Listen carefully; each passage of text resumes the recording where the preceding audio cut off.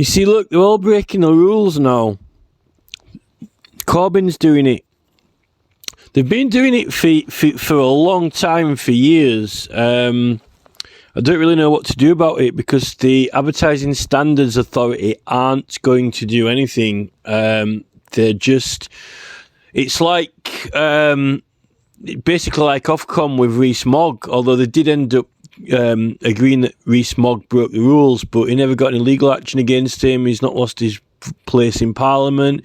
He hasn't lost his right to vote. They didn't take any legal proceedings against him, even though it's a breach of privilege, because when there's a specific law in legislation they've made what they can't do, then it's actually treated as a felony. You know, this has been going on for quite a while. It's actually so big that, you know, it's just culture. Everyone wants to... It's the device. It's the technology that's done it. Just the fact that everyone's got a phone and they can just record something and then YouTube. It's completely and totally broken the laws of elections. The election law and rules, particularly the fact that YouTube is also in America as well, and the fact that it's not just the main TV stations that are broadcasting anymore.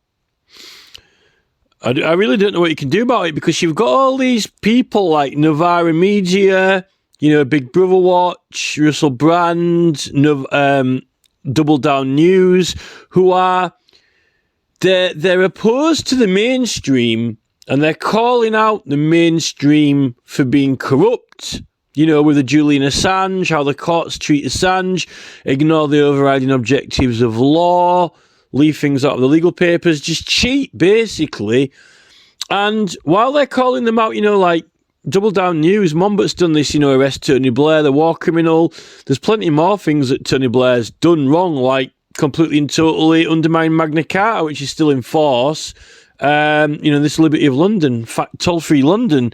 There's so many huge things, like the speeding points when, you know, sheriffs aren't supposed to hold common pleas or constables, and a magistrate's court, even a court of record, even if you did get a fair trial in it, with a jury, let alone the police just dealing with it in the ticket office and taking confessions. Even if you go to a magistrate's court, that's not court of record.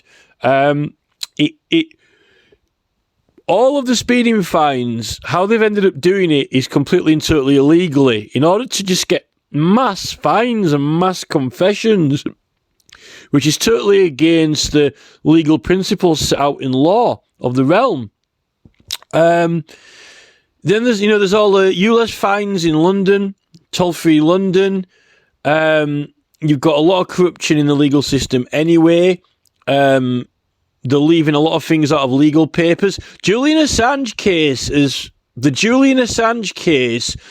they just published a video today, actually, but from the 20th. It's from the 20th, but they published it today, you know, saying that the way that the authorities dealt with Assange, they left out critical facts out of the legal claim, you know, about his political position and stance should automatically bar his extradition, but they didn't include all that. When it's an overriding objective, you can't, because recognising people's rights when they're in place, which political right is a right, you can't actually proceed with a claim without being required to recognise the political right when it's clearly evident, because it's required in the overriding objectives of both criminal and or civil law. And each party has to recognise it when a other party or defendant has got or is using a right. So, but I found this, you know, Transport for London are doing it. Even the councils who claim that they're trying to oppose ULEZ and stop it are doing it because they don't really want to stop ULEZ. They're actually reinforcing it. They're doing all these like showcases, which claim that they're opposing things when they're not. They're actually helping to reinforce it and to undermine our rights. You know, Queen Elizabeth really couldn't repealed some of those Magna Carta clauses in 1967, 68, because there were multiple statutes that say it can't be done. And any judgments against it, including judgments in Parliament, are illegal. So, I mean, all of the speeding fines in all England, right? And, you know, all these fines in London, there were multiple huge things. You know, this Stonehenge Tunnel that's illegal as well. This issue with the MPs, I mean, the main political parties are actually, at the moment, the Conservatives have got their own campaign funds and stuff, but Johnson was doing that newspaper column, which was kind of sketchy. Then Rees-Mogg got on GB News, but they invited them all on, you know, Tice, and then Lawrence Fox. But Corbyn's at it as well now with Novara Media. No one's saying that people can't invite an MP on and ask them questions and answer questions, but the form and presentation and style of what they're doing now clearly is it's promo. It's either self-promotion or voting promo, and it's just so. I think the problem is that people don't know the law properly. And secondly, they can't see the difference between things and the distinction between things and what it actually is legally and what effect it is actually doing. And then thirdly, they don't care. They're not bothered. I mean, Novara Media and Double Down News couldn't give a tiddlywink flying motherfucker if they broke the law.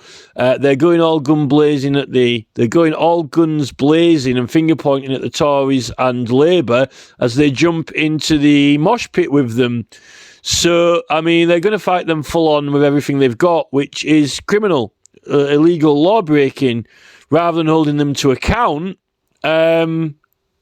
They're just going to join in with it. So as far as I'm concerned now, it's just one big mosh pit, one big mud fight, one big scrap with complete and total law breaking everywhere. You know, when you make or print anything, right, it has to be correctly classified and categorized, right? So if something is for a business or a company or commercial, even a newspaper or media, right, that is commercial material. Now, if you're doing a petition is a petition, it's political material. It's true there's political material, but Novara Media is a media outlet, and all of the TV stations and broadcasting are commercial. Because Novara Media doesn't cover some political stuff, but it covers some non-political stuff as well. The thing is, there's a distinction made between petitions and elections. All the way back to Magna Carta, I don't think an election is a petition anymore. If you challenge an election, it's called an election petition, which is a prosecution against a election. The thing with a petition is, it's a case to the government. An election is different because it's an election run by the government, because it's the government are doing it. The government are already running it. You can actually petition for referendums and elections to have them, but when you have them, you aren't having to state your own case or make your own case. The government are doing it. The government are running it and doing it, and everyone is going to participate in it equally. And that's why it has to be done fairly. How I've come to understand it and figure it out is through the financial part of it and the money side of it. And that's why there are a lot of rules. If you notice, for elections, it's all about money, finance, expenditure and rules, and who's paying for it, who's renting the schoolhouse out, who's paying for the electricity, right, and so forth. And it comes down to the fact that even if any any material, anything, any tangible thing created, invented, manufactured for the purpose or use whatsoever of the election, right, is classified as Class E. It is and will always will be for purposes of the election, right? And the thing with the election is that it's paid for by the government. And all of the candidates and agents and sides claim their money back from the government. In fact, you're not even really supposed to pay to enter. You know, there's these deposits they're putting down that you get back if you get 5% of the vote, that's against the Bill of Rights anyway. But anything you make for the right to petition, for a petition, is covered by that law and right. Now, you're not. I don't think you're supposed to pay tax on for the right to petition because you can't be held to the VAT Tax Act. But you can also claim back all the costs from the government if you get your case heard or even win it.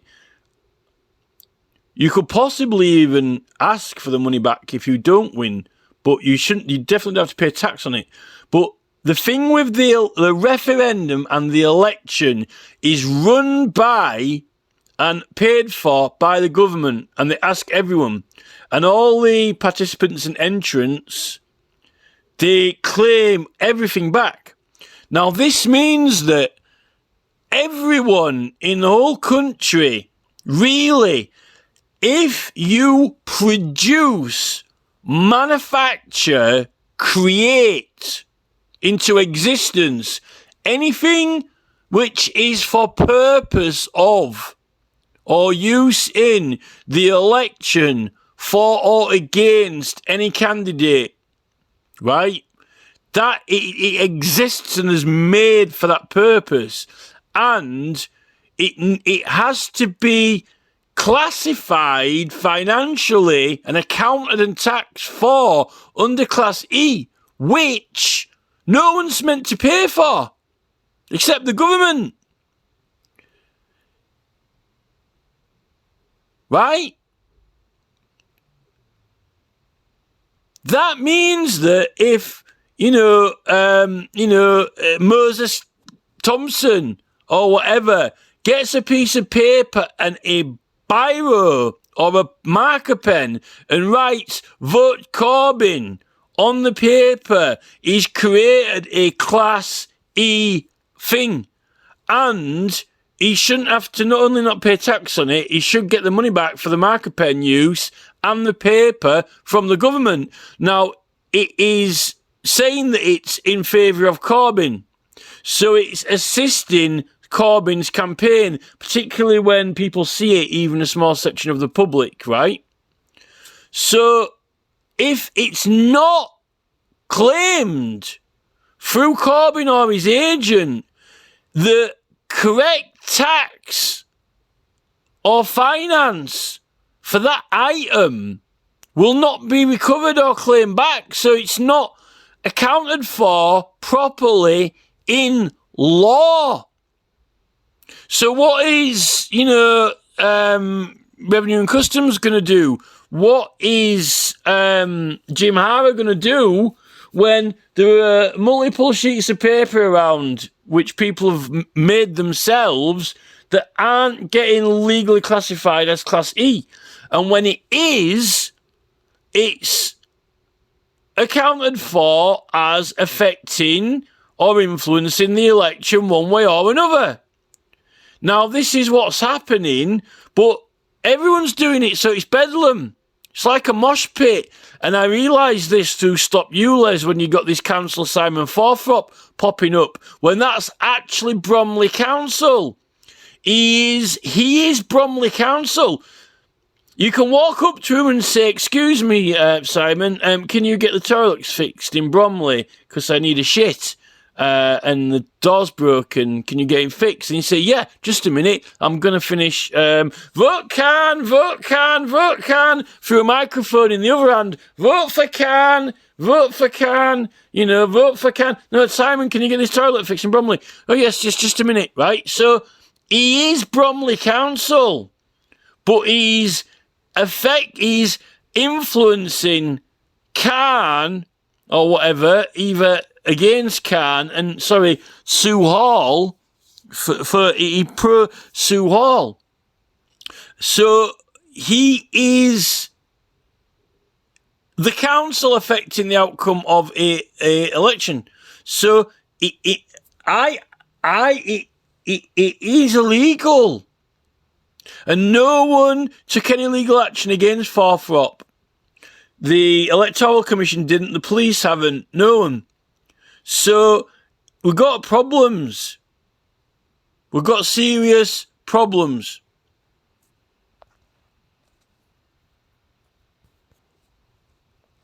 Because there's that many people now just doing it. Because they don't know the law and they can't tell the difference. What's the point of having the law?